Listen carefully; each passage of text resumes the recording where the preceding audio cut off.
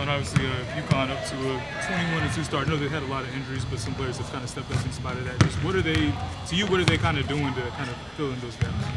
I think they're just elevating. When they have other people out, the other ones are stepping up. I mean, they are. You don't go to UConn to sit on the bench. You don't. You have a skill set, that helps them. And when you get the opportunity to do it, that's what you do. That's what you go there for. Coach, what's your relationship like with Gino? Like, have you guys, from the national championship last year and going back before that? Yeah, I don't think Gino and I are friends. I mean, I think we are respectable people. When he's out, I text him to make sure he was all right. But we're not one that, we don't talk. We don't talk strategy. We don't talk outside and, checking on people and doing that. A few years ago, you guys were always the underdogs in this matchup. Now you guys are the favorites going into this one. How does that... We are? You are? Are we? I think so.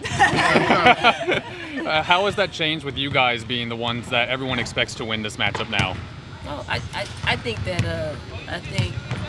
we're the favorites for you all. Some people may think otherwise. I'm not falling for it. The narrative, really isn't South Carolina's going to win the game.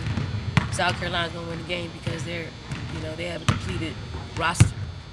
That's the narrative. So for us, we're going to continue to do what we've done all season long. We're going to display the habits that we've displayed all season long, and we hope that we'll end up doing something that we haven't done up there, and that's win. Dawn, how do matchups change when a player like Fudd, is not going to play, but obviously Edwards is there in the middle, and they've still got McDonald's All-Americans all around the floor. Yeah, I mean, Fudd's out, losing, same efficiency. So, I don't think you can lag off any of them. You have to guard them. They're probably going to do what they've done. Every time we play them is create or find a mismatch somewhere on the floor. Whoever that is, I don't know, but you're going to find out in the first few possessions of the game who they're going to go after. You schedule these games, these Stanfords, the UConns, to have these games in this schedule. Why is that? Why are these so important, and why do you continue to seek them out? Well, I mean, they're important because at one point we were measuring ourselves against what is the very best out there. And then two, you have to play them more than once in an NCAA tournament for I don't know whether we won't first, second, Sweet 16, Elite 8. Like, you can't play them for when the stakes are that high, just a one-off. You gotta learn to play their style of play and make adjustments and see where you can be effective. So we do it to increase our chances of beating them, whether we win or lose in the regular season, in the postseason. What's the process like, kind of getting freshmen, young players who never played in an environment like this, ready to go up there on Sunday? It's hard because they don't know. As much heat that we put on them from just being prepared, just for our practices. It's hard. Like, they won't know. We can explain it. We can say, it's sold out. See a blue. It's gonna be loud. They're gonna pick on you if you get in the game. They're gonna backdoor you. You really can't until you're actually sitting on that bench and seeing how well people that have experience playing against them fare. And then you probably think you can do that, and it's as easy as you're seeing it, and it really isn't, because it's high level. It's high level. Every single possession, every single possession counts. Dawn, when you look at the success that you've had in recent years, the history of UConn, you think this matchup is one that can attract some new fans to women's basketball? You see it being promoted on ESPN. So, Rick, attracting new fans is probably attracting more haters. So they say they're not fans, but they're watching. So yes, I think it will attract more haters who will talk about how much people don't watch basketball and don't attend games. So, but it's a sold out arena. Somebody's watching. It's 20 degrees there.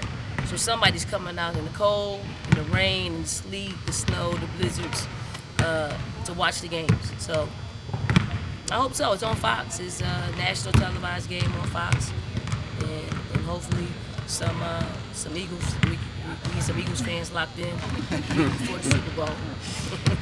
How does knowing what the noise is going to be like in that building, with a sold out crowd, does that affect the way that you game plan and things like that heading into this matchup? No, I don't think it plays a huge part because our fans have created that. I know they are cheering for us, but we're used to hearing some type of noise, like loud noise. But for us, if we're not hearing the noise, then we're doing something good. That sellout crowd, there's going to be a lot of, obviously, people rooting against you, but you guys also bring a lot of fans as well, and you have some alums coming with you this week. You've got that solid base. What does it mean for your players even to be able to look out and see that? How valuable is that, and what do they mean to this program? Our fans travel well. Our former players, they will be in the house. It's comforting to know that although we're at somebody's home court, up north, far away, that you'll see a lot of Garden in Black, and they're going to cheer to the top of their lungs, and we will hear them, and hopefully they're the loudest ones in the gym. Dawn, going down the stretch of the regular season here, it seems like there's a really good, fun, healthy Player of the Year debate nationally with some real stars. Is that good for the sport, and what do you think of that? It's great for the sport because it's deserving. You have a lot of great individual players that are on top teams in the country, but nothing's changed. Nothing's changed from last year, as in, to me, who is the National Player of the Year. Numbers are down, okay? Victories are up. So, and her ability to impact both sides of the basketball and play through doubles and triple teams. No other Player of the Year candidate is seeing those kinds of schemes to lower her production. Dawn, who's South Carolina's biggest rival right now? Rival? Kentucky always gives us a great game. So I don't know. For us, everybody's a rival because everybody's coming at us. Dawn, you talked a lot this year about how this team kind of stays focused at the task at hand and things of that nature. I don't know if excitement's the right word, but is there an extra, uplifted energy now that UConn week actually is here and that the game is coming in? No, it's par for the course. This is what we do. We knew it was on the schedule. We knew who we have. We know who we have after UConn. Win, lose, or draw, everything, all of our goals. I say it every year, are still very much in front of us. So that's what we'll go into the game, just playing it that way, with no extra pressure. Saya said last night you kind of got to get back in the film and look at those turnovers. Did you see anything today from that game last night? Kind of the important turnovers both going into UConn?